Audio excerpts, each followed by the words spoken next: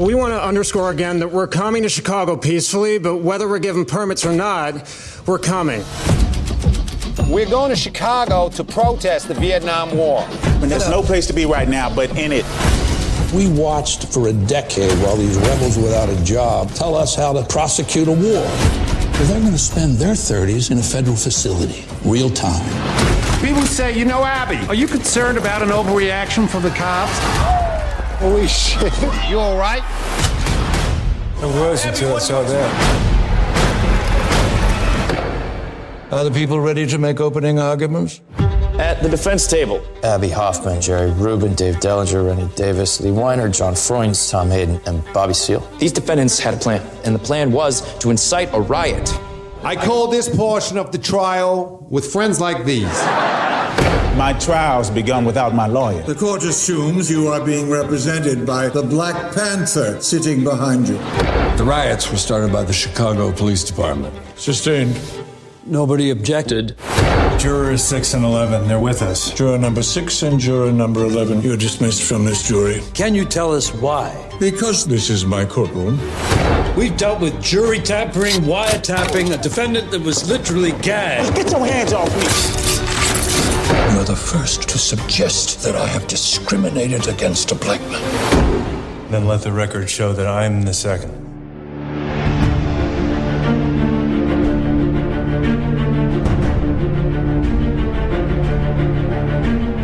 Hey guys, guess what? It's October. Seriously, like the month of October is upon us, and time has become a bit of a confusing measure of things in the middle of all the weirdness of 2020. But we are now a couple weeks away from a presidential election that's the primary focus of millions and millions of Americans and other interested citizens from around the world. Our political discord is a flashpoint for the world, and Netflix has shown up in the middle of it with some complimentary content. Welcome to the Film Board from The Next Reel on True Story FM. We spoil movies, and this week, in the run-up to Super Tuesday, Netflix dropped an Aaron Sorkin-sized reminder that democracy requires a certain level of participation to work the way it's intended. We've gathered a conscientious crew to stand together and discuss the merits of this film and advise you whether it makes sense to hear the case in the court of your opinion. At The Next Reel, when the movie ends, our conversation begins, and you can join discussions that are a lot like this one by connecting with us on Discord. We host a server there as a platform for chatter about all of our shows and other entertaining information and debate on the entertainment industry as a whole. In general, there hasn't been a lot of political talk over there unless you count ranking the films of Jean-Claude Van Damme as a constitutional crisis. But regardless of your feelings about Kickboxer, our Discord will connect you to fun film fans from all around the world. So check out all the details at thenextreel.com. There's a bright blue button at the bottom of the front page that will prompt your entry without prejudice. Okay, let's do some simple introductions for our hosts to talk through today's current moment with some light, high-level political participation. Tell us where you're from, and if you voted, Tommy Handsome. I have. I'm from Sherman Oaks, or the Shokes, as no one calls it. I have voted. I wrote That's not in California, Trump. right? Yes, Sherman it's on Oaks, California. I wrote not Trump on a paper plate and threw it off of my deck. I assume that'll... No, I have Somebody voted. will pick it up. Yes, everyone in California has already gotten their mail-in ballots. I voted right away because I was so excited about it, like it was the first day of voting school. And then right across the street from my apartment, there is one of the official, not the ones you've been reading about in the news, but the official ballot drop-offs that looks so official, it looks like you could ram a truck into it and it would not move. Nice. And I sealed it up and I put it in there. And then as I'm walking Foster back and forth, it's kind of a puzzle. It's so indestructible and so made to not be able to mess with. It's hard to understand how to do it. So I walk by, and every time I'm like, push on it, then pull up, they're like, thanks, and I go voting. And then that's what I've been doing. So I voted, and USA. That sounds confusing, but I'm glad you've done it. How about you, Ray Delancey? Where do you live? Have you voted? I am Ray Delancey. I'm from Pittsburgh, Pennsylvania, and I am currently awaiting my ballot. Oh, they haven't come yet. Are you going to have to do mail-in voting, or do they have other options for you there? Mail it in. Okay. I've seen that in a lot of places, that mailing is kind of the only way to go. But I know it's different everywhere. So, Kyle Olson, Hello. Where are you, and have you voted? I am. I am in Phoenix, Arizona, and I am happy to say I did vote. And for the first time, we got the stickers that said I voted. Thanks, Phoenix. Did you get the sticker in the mail? It was in the ballot. Yeah, I got that. So I got to walk around for that day, and people going, "How did you get that?" I'm like, "Yeah, that's right. Living in the future." Did you mail yours in as well? Was that the kind of way that you do it there? Yep.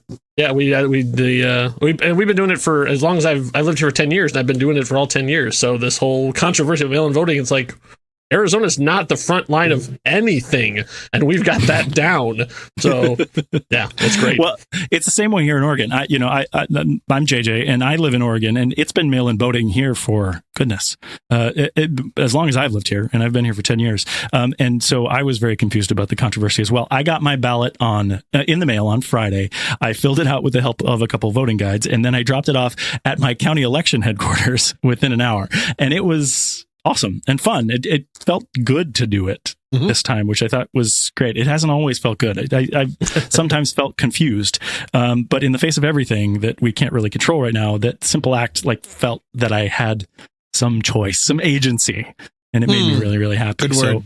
So, everybody who's seen this movie now, the trial of the Chicago 7 may not think that that's what this movie is about, but I'm kind of harping on it here and in the intro because for me, I really felt like the movie was about participating in the American experience, and that's what I felt like I was doing when I voted. So that was really great. How did you guys feel about the movie? What were your initial thoughts about the trial of the Chicago 7?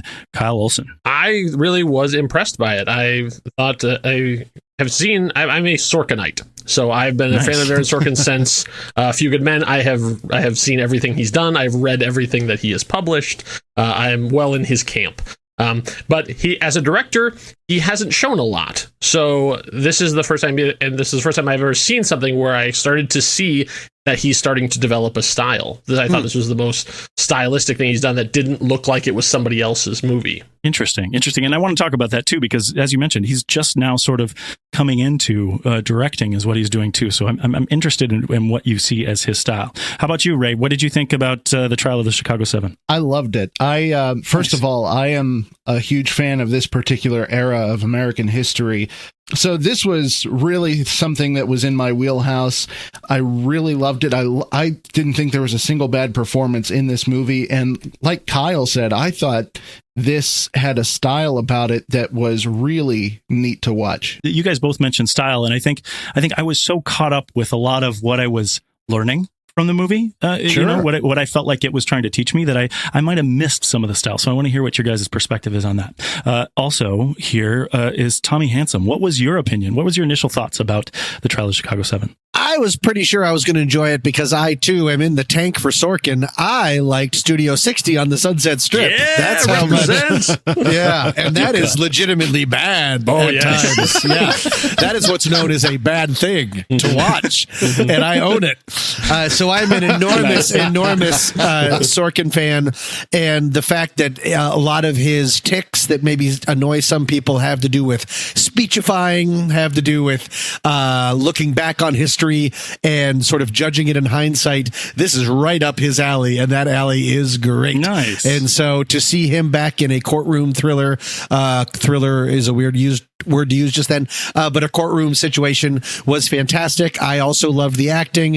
I thought most of the script was great. And I also would like to talk about what is maybe his style. I think he's learning how to direct. He's directing like he writes. Yeah. Which is an interesting kind of thing. So yeah, I was a really big fan. And I think that's going to be likable for this panel for sure. I don't know Sorkin as well as you guys do. Most of the Sorkin that I've been exposed to has been on this show, which I don't think is a problem. I like his writing style for sure, and I think I kind of come to what he's teaching me as again information that I want to learn. That may not always be the right way to do it, because he may be trying to entertain us, and that's something that I want to talk about too. But before we go too much further, I want to kind of talk about what the synopsis of the film is. And sometimes I tend to struggle with the synopses because this film may be layered, or sometimes the historical ones can be even more tricky because there's so many packed with facts. But I think this one is relatively straightforward. So this is maybe the shortest synopsis that I've ever written. So my take on it was that the film starts by introducing us to 6 main defendant characters and their motivations and intents in protesting the Vietnam War at the Democratic National Convention in Chicago in 1968. It then shows the political pressure behind a move to prosecute 8 different people under a newish law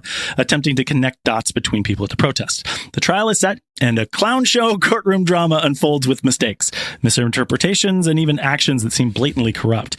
It's a wild trial with massive twists and turns, and the film takes us through to the end with an open perspective on the side of the defense. How much fun was it to write that synopsis versus the one you had to write for I'm thinking of ending things? That was super tough, right? Because what the heck, right? How do you explain what I'm thinking of ending things? But I compare this more to Hamilton, where like you have like a paragraph in each number in Hamilton that you would need to write, and both of them made that much more difficult. But this is great. One thing that I want to sort of jump on before we jump into any of these talking points is, Tommy, you said the word thriller, and I think when we talk about the way that Sorkin writes, that I think this was written as a courtroom thriller. I said in that synopsis that it was a drama, but it's really revealed, it really has the sort of inertia of a thriller in a way that I didn't really notice was happening to me when I watched it until I was emotionally involved, right? I think that's really interesting because one of the things that we want to talk about, if we know, and I feel really ignorant about this, but what is true about what you know about these potential events, and what is dramatic interpretation? Do you guys know of anything that was taken as sort of liberty for Sorkin's interpretation here? I only know one thing. I know that the all of the names of the people lost in Vietnam during the trial was not read as a closing argument. That was real? No, that was real, but it wasn't as a closing argument. That was during the trial. Oh. The trial itself. And I know a lot about how Judge Hoffman was the worst. I knew him not because of this, but because he presided over a Lenny Bruce obscenity trial. And I'm such a comedy nerd and a free speech obscenity, all of that stuff. So I already knew that he had been voted at one point. I'd sort of followed his career through this article and stuff that I'd read a long time ago, that everyone thought he was the absolute worst. And for Franklin Gala, we'll never know, to take on such a thankless role but do it so well is just outstanding. Well, I found myself wondering that as he was doing just the worst, right? I mean, he was terrible. And he's like historically terrible. So there was an interview that Aaron Sorkin gave in the press for this, and he talked a little bit about that because they basically asked him that question, like how much trial. He's like, well, the trial lasted 6 months, and there's 21,000 pages of testimony, which I have read. So another thing I'll give Aaron Sorkin for, he does his homework. But he said, but this is a movie, and I need to condense stuff. But I can tell you the things that I kept intact. All the judges' interactions with Bobby Seale are verbatim. Really? Yes, all that back and forth. He did almost no changes to that at all. Almost all what both of them said. That is exactly, and pretty much everything the judge says comes right from the court record. There is one big difference though with Bobby Seale is that they sort of had it all in one day. That he was shackled and muzzled. That was days. Oh my gosh, he sat there muzzled for days, gagged for days. In the courtroom, just able to make noise through grunts and stuff. I do know that too. Goodness, so first of all, we shouldn't even skip over that because that's so intense and terrible, and it's probably a Sorkin line when I guess Kunstler says you've got someone, or is it actually Schultz that says you've got someone gagged and bound in an American courtroom? That's probably a Sorkin line, right? Because we deal with the power dynamic a lot here, and I want to talk about that too. But that that was huge to watch. But literally, Kyle, when you told me that, when that's verbatim, his interaction with Bobby Seale, and even thinking about the court record, you could have his foibles and mistakes. He had so many in this movie, right? Getting people's names wrong. I think one of the most poignant ones is when you're saying. Yeah, the judge. When the judge says, sustained and there hasn't been an objection. Right? You would actually have a court record of these things. So if Sorkin read the record, I would believe, maybe he's going through with a highlighter and going, that's movie good. fodder. Yeah. That's That's intense. And I know we had a conversation with our listener, Nick Langdon, before the movie, and he teaches his American history in a university in Australia. And he really talked a lot about how history doesn't happen in a vacuum, that there's a lot of things that lead up to this and a lot of things that lead out of this that are important to the context of this film. He actually has written a review of this on Letterboxd to talk about those things differently. I don't know that any of us has that sort of knowledge to address that in what we're doing here. But the sort of key thing that I want to take away from this is that Sorkin did homework and did put certain things in there. But I think when you look at the script, there's going to be things that are dramatic on their own right and then are dramatic in a Sorkin kind of way.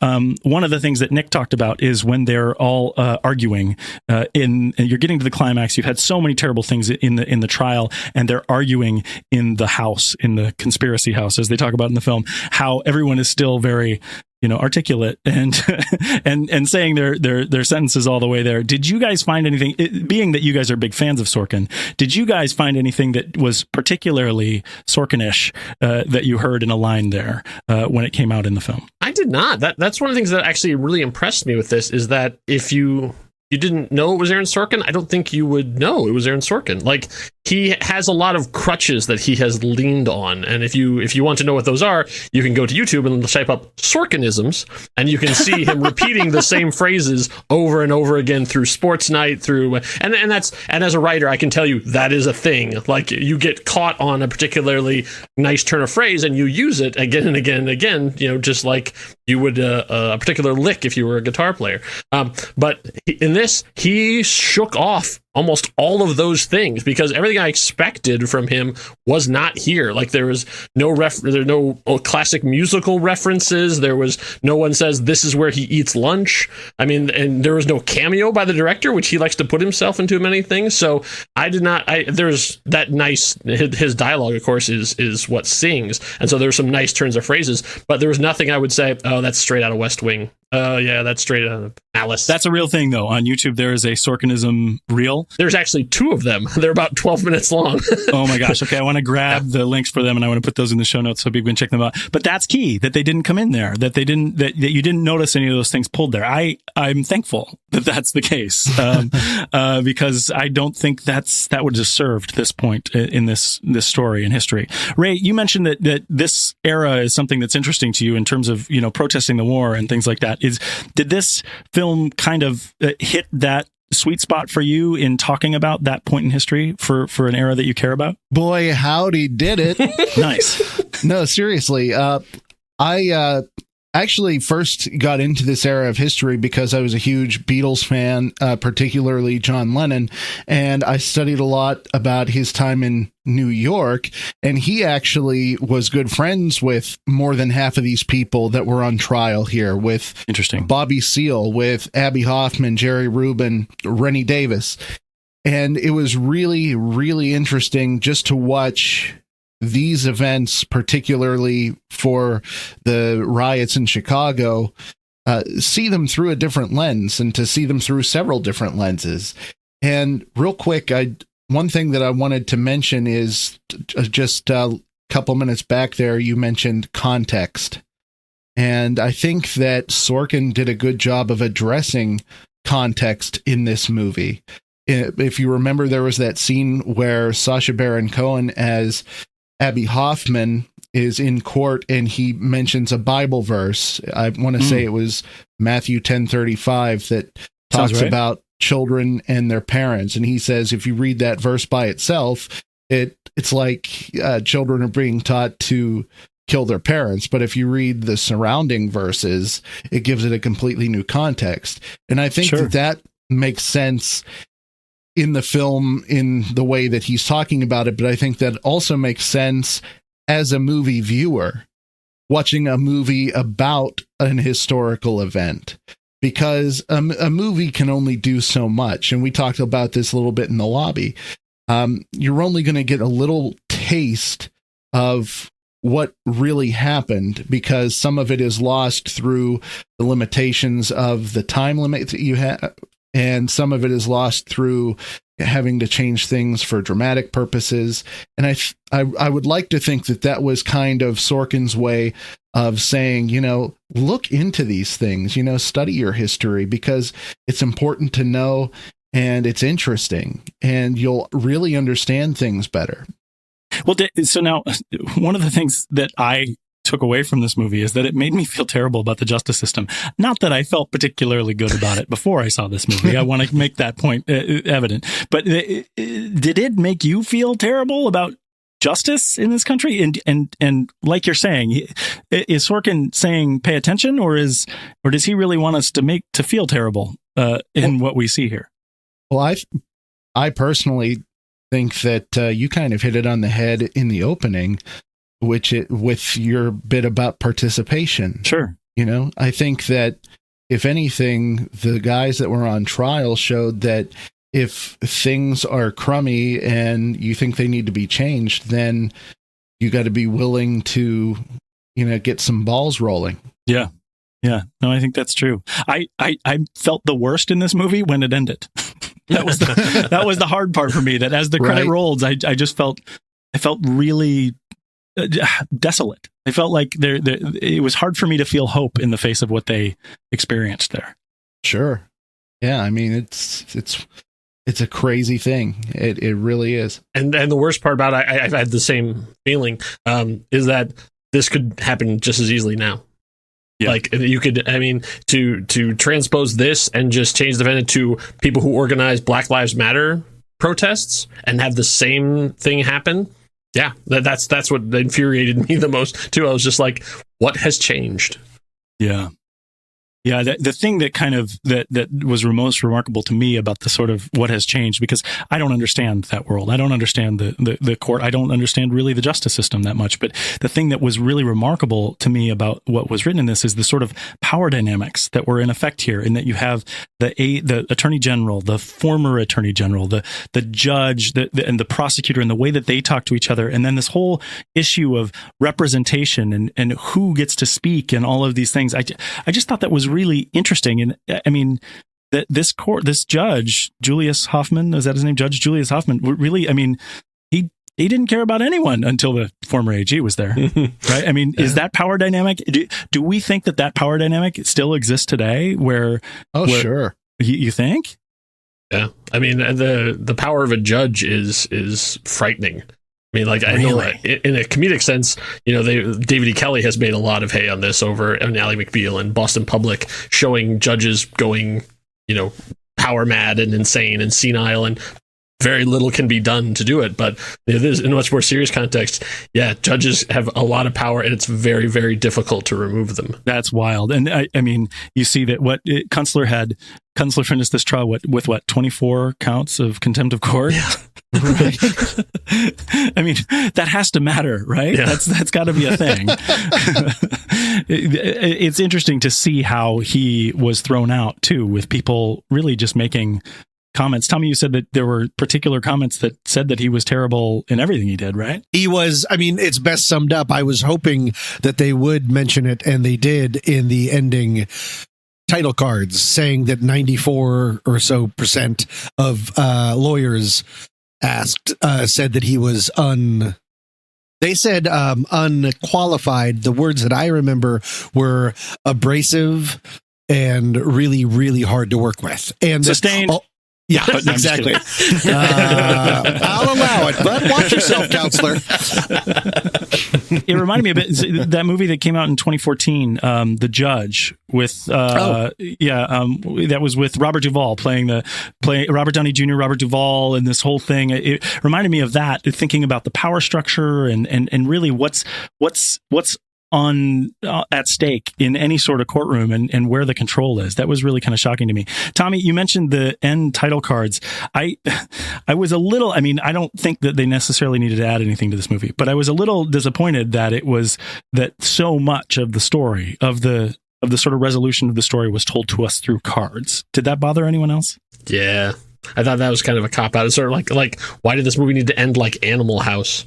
Yeah, that's how it felt to me, for sure. I almost kind of wish they would have had even just the actor like on the side, and then next to them had the name, as opposed to just literally the cards over the top of it and then back into the movie. It was it was very odd. And now hearing that the whole reading of the names wasn't actually the closing arguments, that makes that even a bit cheaper to me, in that they clearly wanted to hold that scene of the judge banging the gavel and reading the names as like the thing, and this is the powerful moment. But it becomes a little less powerful when we know that actually wasn't what happened, doesn't it? Not for me. Okay. I think the movie is not there to, it's not a documentary. The movie ended at the height of actual group power. To see 5 different people get off because of appeals later on, and not even like, you're free. It was because the attorney general decided not to retry the case. There is nothing cinematic about any of that. So I think that having them still all together in a moment of unity, which is a moment that they have been, striving for, while also negating the entire movie, I get it, and I think it makes a lot of sense, and it works for me, because that was the flashpoint. That's the thing that people would remember, not necessarily the reading of the names, but more just all of them together. Finally, yeah. Very true. Very true. I think you're right, and your point about what people are going to remember, that probably will be one of the most memorable points to me in the movie. The others would be the sort of the dramatic interpretations of the actual protests, of the things that happened outside the courtroom anyway. So this was probably the height of what you could do as sort of a memory maker in the courtroom there. We talked about a little bit, everybody mentioned Sorkin's style a little bit here. And looking at this and Molly's Game, which we did on the film board as well, as sort of his first directorial movie, what were the sort of things that you noticed that were part of Sorkin's style that were coming here as sort of etching out his directorial style? Tommy? When I mentioned that I thought that he is directing like he's writing, that he's really distilling that, what that is it's 2 things for me, and these might be the most obvious things in the world. One is storytelling. One is that there is a frame for everything that lets you jump back and forth, like Molly's Game, like this, that you're not telling something linearly because you're always jumping back to something else. So in this, it had Sacha Baron Cohen, it had Abby Hoffman doing his stand-up routine. It had a lot of different things to talk where you could go back, forth, which I am an enormous fan of. And then number 2, in along the same way, I guess I just said back, forth, so maybe I'm saying the same thing, but is cross-cutting. Okay, what do you mean by that? I loved the editing in this movie. It could have been it's edited so fast that it could have been a mess, and instead it is perfectly timed to Aaron Sorkin's writing. Because you can have different people saying these different things. And I'm a really big fan of and that's when he said, boom, cut to the flashback, because that's a storytelling element. So I wanted to ask, because I noticed that a fair amount of times. Was that, did they do that every time in the film, or was it just, okay, so it was chosen? When you say, Kyle, you say no. Did you notice why the choices were being made to do that at certain times versus others? I think a lot of it was just like when we've been in the trial for a while, he kept saying okay, we're going to be in this room for a long time, people. He had to find ways to jazz it up a little bit to make it more exciting. And so when they were you can think of when they're doing the parade of infiltrators, and they just keep cutting back for you get to see them then, and you get to see them now, and back and forth that way. It's a nice visual little burst that gets you excited. One of my favorite lines was, "Do you think it's possible there were 7 demonstrators in Chicago last summer leading 10,000 undercover cops in protest?" That's so good. Dynamite. That is such a great line, and that's got to be a Sorkin line, right? 100%. 100%. After reviewing the trial, Sorkin went, "Oh my gosh, they were fully infiltrated." Yeah, so that's interesting. I mean, I wasn't sure. I mean, honestly, it happened so many times that I thought that maybe it was just consistent. Maybe that it was a storytelling device. It was a frame that every time he said, he said that we always flash back to it. I think maybe that's I know it's not exclusively a Sorkin thing, but maybe that's a part of what he does in film. That's what I mean about him directing like he writes. It's really that whip smart, and it changes. I mean, he really does. Like Kyle was just saying, I think he uses it when it's needed to give a little bit of a jump. Every time the courtroom starts, he just starts cutting out Frank Langella saying, "Please be seated."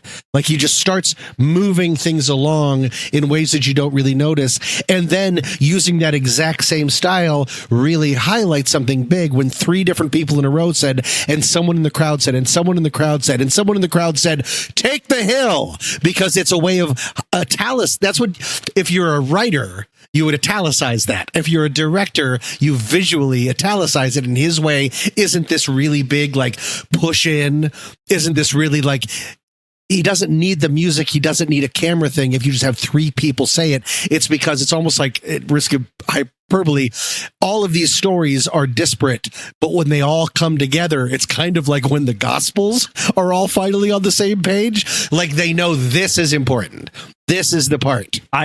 Tommy, I think I've mentioned this to you before, but it's a tactic that's been used now in advertising quite a bit, where you see advertising and you'll see a group of maybe, let's use celebrities, right? There's a group of maybe 15 celebrities, probably even more. Let's say there's 35 celebrities that are all reading the same script to you, and they will intercut with the different scripts. And they're doing this for maybe a PSA or something like this, and they're always doing it. And then they get to this sort of point that they want to drive home, and then someone said, and then someone said, and then someone said. And really the interesting tactic that does is it gives you the same feeling as bandwagon advertising and saying, everybody's doing it because we have 7 celebrities here that all said this line together, and you hear them all say it. So here's the important thing coming up. I think that's interesting to really kind of translate that into film. And the way they do it with that scene in particular is really fantastic, because someone said, "Take the hill," and then they all went. And the interesting thing is that all the people who said that, they all said someone, but it was none of the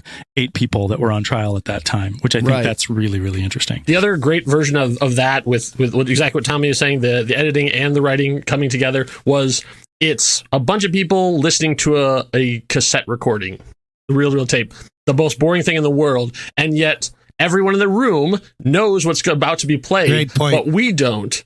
And he just builds it because you're like, what did he say? What did he say? Over the course of this 5 minutes, you're like on the edge of your seat, like, what did he say? And then they finally play the recording and then show the footage of him saying it, rather than just them sitting around listening to it. It was masterfully done. As we talk about this more, I'm starting to feel like I don't really.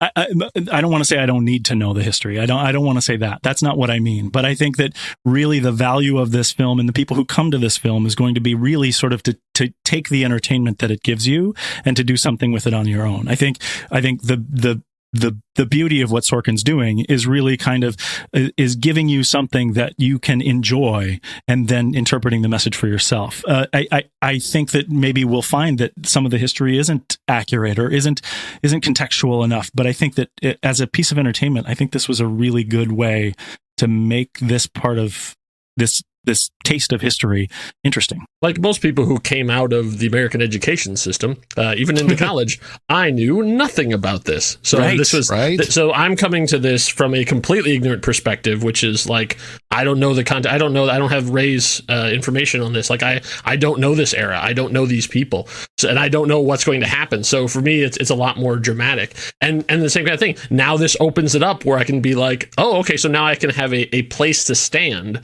to talk about this. Like, am I an expert on Abby Hoffman? No, but like now I have a foothold into this, so I can go and look at it and go, oh, right, because this is the story we were told, and then here's the actual facts. So I think it's a nice doorway into that. In the same way that Steve Jobs not factually accurate, but it gives you a small insight into the type of things that was going on in those particular eras. And I think maybe before we started this, I was a little sheepish to admit that I've learned a lot of tidbits of history from the movies that I've watched. But I think that if putting it in context, I think that's not such a bad thing. I think that that's maybe part of the role of a filmmaker in society today, is to make sure that the stories that we don't hear get heard. And if they're entertaining, I think that might be an okay thing too.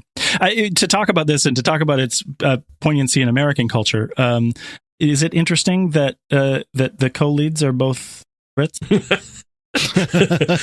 Seems to be the way of things.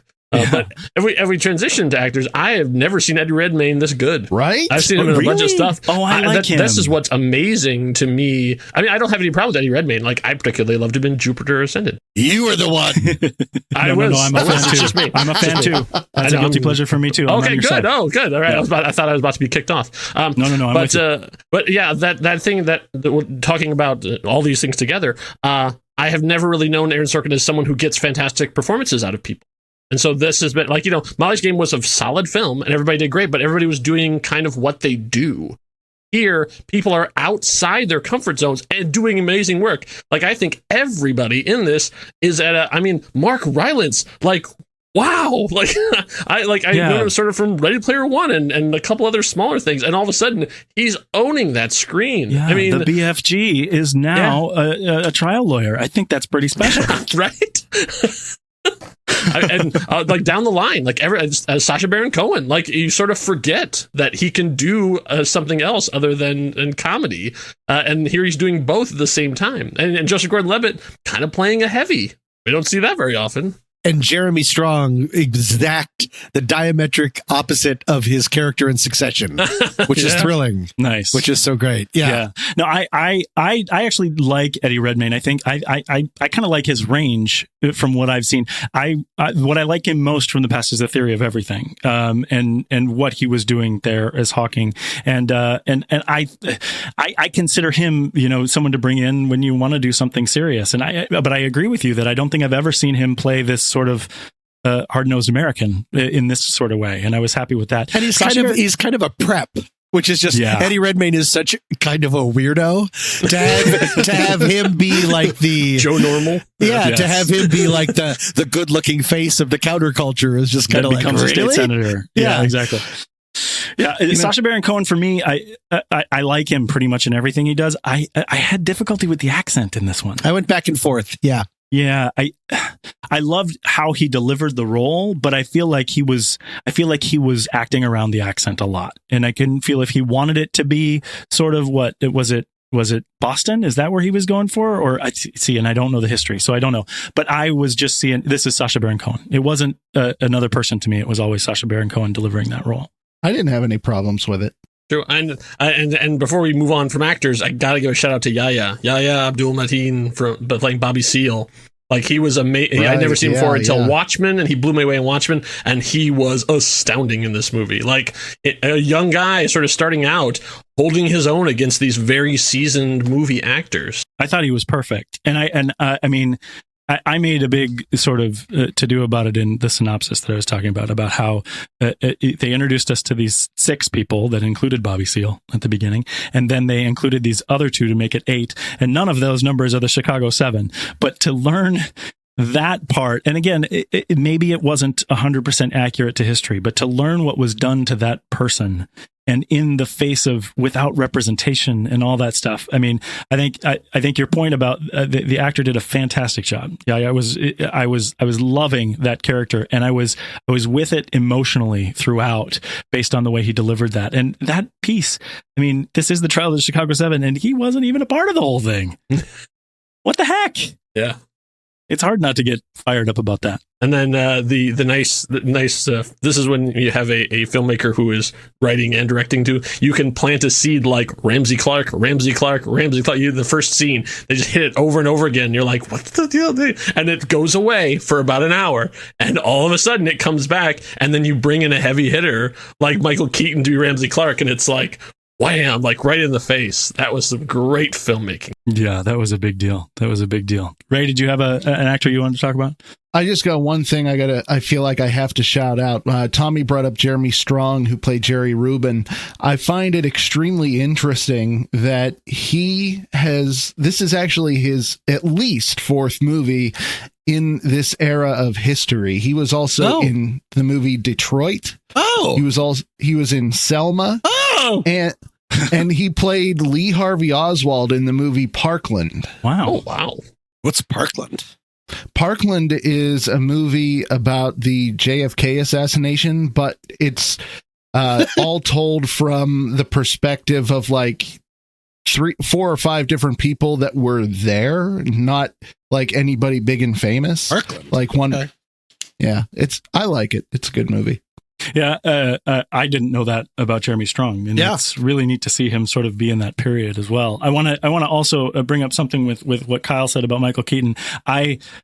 It was huge when he shows up, and his scenes were huge too, right? They were written to be close to climactic crises towards what we were going to see there. I think that was one of the things that we talked about in the conversation with Nick Langdon before the movie too, is that the Ramsey Clark character is used more as a tool of the resistance, of this Democrat sort of lord of what he's doing, but that isn't necessarily who the person was in reality, and he wanted to make that clear to us as we were going. Another person that was like that is the prosecutor Schultz, that he is sort of portrayed in this movie as somewhat of an objector to or a sympathetic ear. A sympathetic ear and doing his job, and standing with them at the end, which I asked Nick when we were talking to it. I said, well, is that not true? And now knowing that that's not how it ended in the first place, that is something that's completely contrived for this film. And so Schultz, Nick said that Schultz was really sort of this like attack dog for the prosecution and stuff. So those are some of the things there where, if you're really looking at the story of what's happening here, it's meant to be a Sorkin film that's going to sort of touch on the idea of what he wants democracy to be like, as opposed to what was necessarily the feeling of the time. But it's peppered in with all those tidbits of what we know as verbatim from the courtroom. I think this is a great way to sort of get emotional about stuff that you may or may not know from history. And so crazily, weirdly timely. Yeah, it's weird. Like that this was done before pandemic, before any of this kind of stuff, as just another historical movie, and then suddenly becomes hugely relevant. Yeah. Did you guys have anything interesting about the camera that you wanted to talk about? I love the long takes.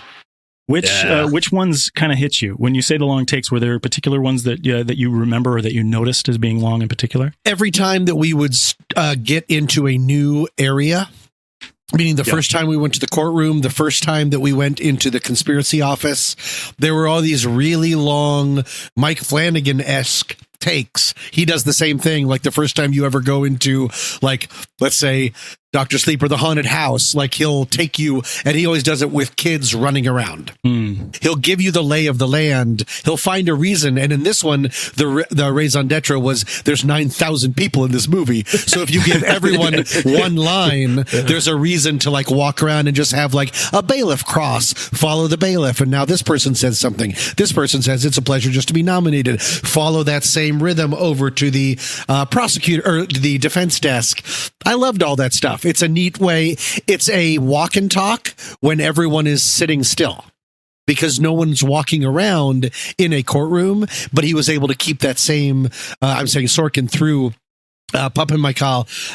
Papa Michael, do you say I like put a little stink on it because I have no idea how to pronounce that name? He's Greek. Okay. That works. I don't know. Fedon is, I don't know the first name either. Fedon, Papa Michael or Papa Michael is the director of photography. Yeah, that he, in a situation where no one is, it doesn't make any sense for people to be walking down hallways. He still got that kind of, it's a sit and talk. And so the camera does all of the work for him, which I like. The camera was doing a lot of interesting things in those scenes. I didn't really notice the long takes. The one scene that I really sort of noticed the camera and that I liked is one time when Rylance as Kunstler walks into the conspiracy house, gets his notes, walks to the right into one room, walks around a post, comes then back into the foreground with the camera, and the camera just watched him in this sort of in this sort of self-absorbed thought process as he's dealing with what he has there. And it felt like what you're talking about, Tom, this sort of long shot that made something interesting where nothing is particularly happening on screen. We aren't getting exposition on screen, but the camera is putting us in the mood of what's happening there, and I thought that was really excellent. Papa Michael, whichever. I wasn't familiar with the things that he had done, but I looked at his IMDb, and he most recently was the DP for Ford versus Ferrari. Oh, that's a dynamite! People really loved that movie, so that's neat. Well, the two guys that Aaron Sorkin has worked closely with would be Tommy Schlamme and David Fincher. Right. And so, like, you can, and when you see that, you can kind of go, oh, okay, like, he has studied at the feet of these guys, and so now he's picking up some stuff from them, too. And then the same thing, I think, like, you can see Tommy Schlamme is the one who came up with a lot of those, the walk and talk, and, like, how do I get Sorkin dialogue without just two people sitting in a room? And so you can see it's this symbiosis of it. Now it comes back around, and he's learned from them, too. One of the other things I wanted to talk about a little bit was music. The person listed on the score was Daniel Pemberton. One of the things at different points in the film, I felt that it was appropriately dramatic. I thought it did really well with some of the protest scenes in the recreations as you get later in the film. But one time, very early on, when they're doing the history reel and they're talking about very serious things that are happening, the music almost felt joyous or sort of majestic, and I was very confused by that. Does anybody know Daniel Pemberton? Did you feel anything in particular about the music that you saw in the movie here? I was just glad they didn't play Buffalo Springfield. Right? I was right. I was so I was terrified. I was like, as I was going, he was doing this montage. I'm like, oh my god, if he starts playing, something happened. If there's anything from the Forrest Gump soundtrack, yes! I am out. Yeah. Yes, absolutely. Yeah. Wait, but did they play it in the credits? I'm wondering. Think so. No, they didn't. Played what? Because you say they didn't play it, and maybe my brain is so conditioned to watching films of this era that I'm just waiting for it. There's something happening. Every time I see a helicopter in the sky, I start singing Creedence Clearwater to myself. Yeah, exactly. Yeah. No, I liked actually the restraint from just some of that, because they didn't have a lot of time to get us to dunk us into, this is a flashback, look at this. And, it was a little, at times it was a little on the nose. Like the frame is, like this, I'm burning my draft card, not before I burn my bra. Okay, settle down. Like, I don't think that all of that maybe was happening all at once, but there was still a certain amount of restraint, and music is a huge part of that. Well, and Pemberton's all over the place. So he's currently writing the score for Spider-Man Into the Spider-Verse 2. He did the music for Birds of Prey, which I'm a huge fan of. And right now on Netflix, you can see another one of his movies in Enola Holmes. So he is all over the place working right now.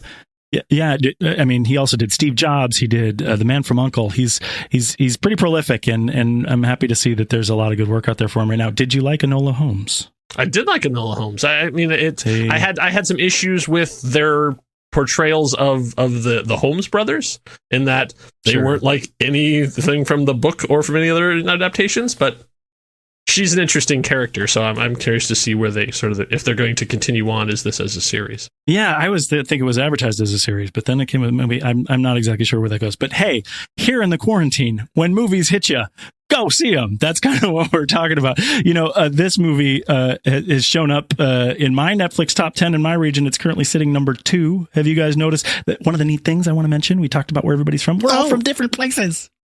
We're here on a podcast together. We're all from different places. Did you see where Netflix was ranking this movie for you in terms of what people are watching in your region? It's number 4 here. Okay. Netflix apparently does not know me very well, because I had to search for it. Like, why was it not the first thing when I logged in? Come on, Netflix. Interesting. Yes. Well, maybe now your customer behavior will be logged, and you can go in there. Tommy, did it show up as anything for you? I don't remember. I know exactly what you're talking about, but I don't remember. Yeah. Okay. Well, that's fine. And I think, we talked about the purpose of this movie coming out and how it's interestingly showing up in a way with all of the civil unrest and the things that are happening right now. Netflix is releasing it in October for a reason. Yeah. Right? I mean, people are going to watch this because it's relevant to the upcoming election, I feel like. Yes. Yeah, I mentioned before, but it doesn't seem like they would release this near Christmas. Right. I know we're starting to wrap up here, but like there's only one really false note that hit for me, that I was sort of it was I'm trying to think, David Dellinger's son. They first start with him. It was like, the dad's explaining to him about nonviolent protests, and I thought that was really interesting. And then his father finally loses it and punches a guy, and they just have the horrified look of the child standing on and I was like, okay, like that. I felt like too much. I'm like, all right, you hit that note a little too hard, where it's just like you see the disappointment on the small child's face as they're hauling his father away, and it was like, okay, so the kid isn't what bothered me about that. A little too maudlin in what was a good vibe going. Now, didn't he said I'm sorry 3 times, or did he say it twice?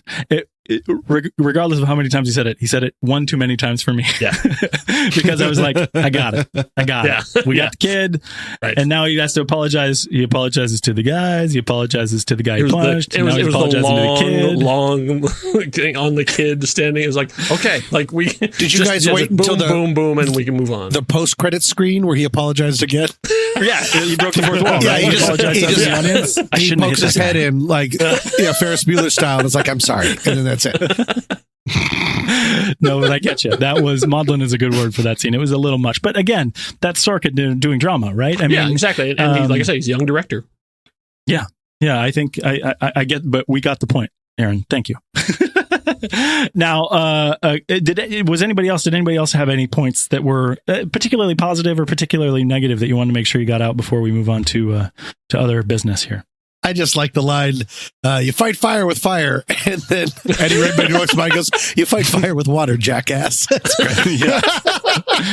That's a very Joss, not a thing. That's a very Joss Whedon-esque take a platitude and turn it on its head, which I'm just a really big fan of. Yeah. Yeah, I like that too. A couple months ago, we were doing Flick Chart. We were ranking all of our movies as they come, but as we get more voices, as we get more people involved with the show, we're finding that if we rank live as we're doing a show, we have too many people that haven't seen all the movies. So we're doing things a little bit differently here. Well, you got some homework to do, right? That's okay.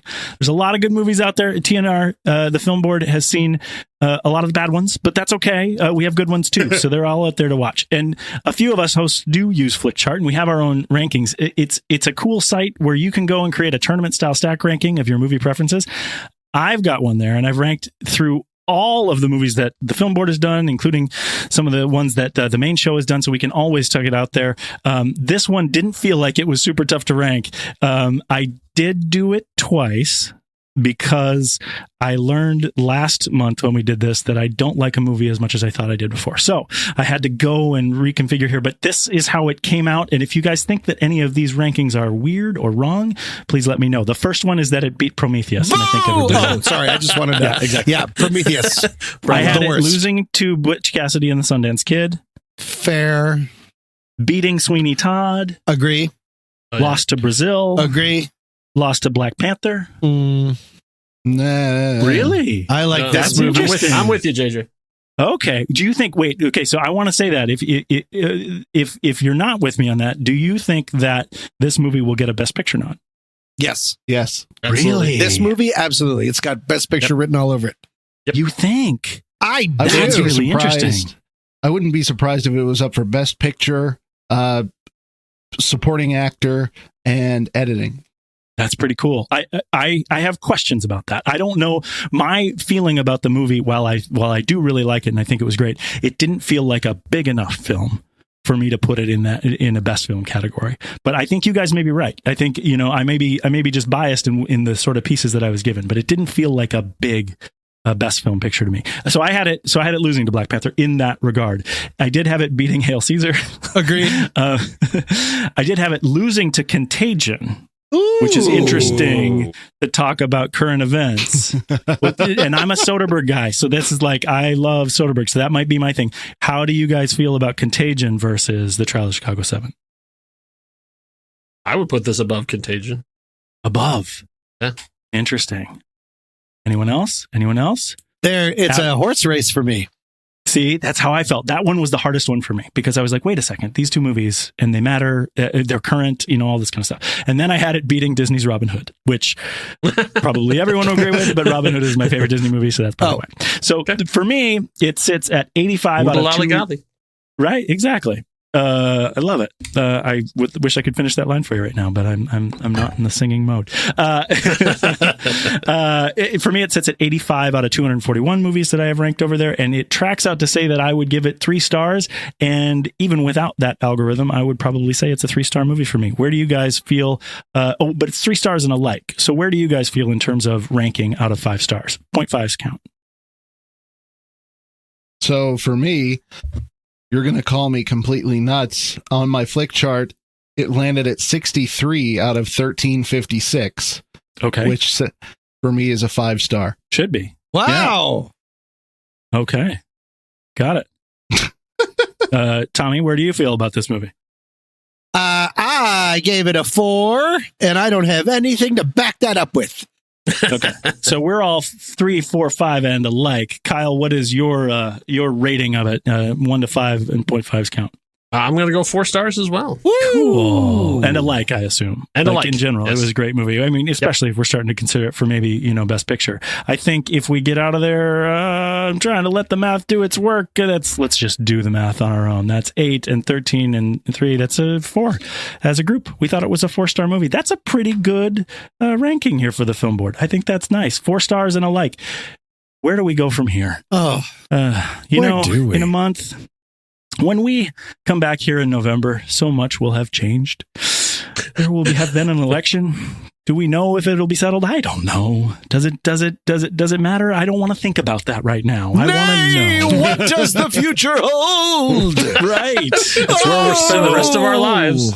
So what we've decided as the Film Board, and this is a little bit tentative because, it's pandemic and who knows what we're going to get and stuff. What we've decided at this point is to put our next movie pretty far out there. We're saying the week of Thanksgiving, there's a movie coming out on Netflix. It's a Ron Howard movie. In 2022.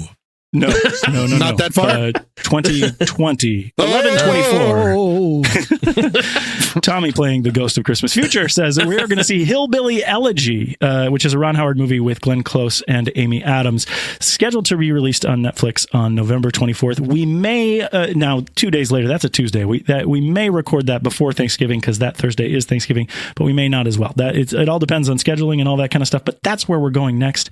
The main show right now is finishing up, or just finished up, their foreign films that were nominated for Best Picture, with the one film to rule all of those, and that is Parasite. So you can catch that on your feed right now. There's a show about Parasite, and to do something completely different, their next series is Aquatic Killers. What? So they went from like Piranha and Anaconda and what? I mean, there's like 5. I'm missing them. Do you guys know what any others are? The very first one is Tentacles. Tentacles. I didn't know that was a movie. Anyway, they're going to do something different. I know it maybe sounds like it's a similar thing going from Parasite to Tentacles, but the reality is we went from a bunch of Best Picture noms to Aquatic Killers. So look for that coming up there soon. And Kyle Olson visiting us here from the Marvel Movie Minute. It's so great to have you here. And tell us what an update on what things might be happening sometime soon with MMM. Yeah, this was a lot of fun. Thank you for having me on as a guest. I really appreciate it. It's nice to be on a podcast talking movies and not have to mention any Marvel things at all. Yeah. Oh, wait, we didn't, right? We didn't say one thing Marvel, did we? No. But you're literally about to. Yeah. Now say something Marvel. And now let's talk about some business. Oh, we talked about Black Panther. Oh, we did. We did talk about Black Panther. That's true. Sorry. True. So it's everywhere. Right. But of course, you can't talk about Black Panther enough. True. We are currently on hiatus, but the Marvel Movie Minute Season 3 is coming soon, talking about the 2010 film Iron Man 2, directed by Mr. Jon Favreau. And boy, we have a lot to say about it because Rob and I have very, very different opinions on that film. Well, that's interesting. Yeah. That's going to be fun. And did you have a sense of when those are going to start hitting the feeds? Do we know? I believe they're going to start hitting in November. Okay, that's soon. But I know the schedule pretty soon. Yeah. So so schedules are being drawn up now, and so keep the feeds updated because new stuff. We have some interim episodes that we'll be dropping very, very soon. Excellent. Nice. Iron Man 2 on the way. Also, I mentioned it a bit in the show open, but if you missed it there, now is a great time to come join us over at Discord. At thenextreel.com, click on the big blue button at the bottom of the page to let us know you want to hang out on our server, where we gather with our community of film fans to discuss lots of remarkable things from throughout the entertainment universe. Come join our gang and interact with us on the internet. Fun times will be had by all. That's where we'll keep the conversation going, but for this one, say goodnight, Ray Delancey. The whole world is watching. Thanks for everything, Kyle Olson. Enough said. See you soon, Tommy Handsome. This whole podcast is out of order.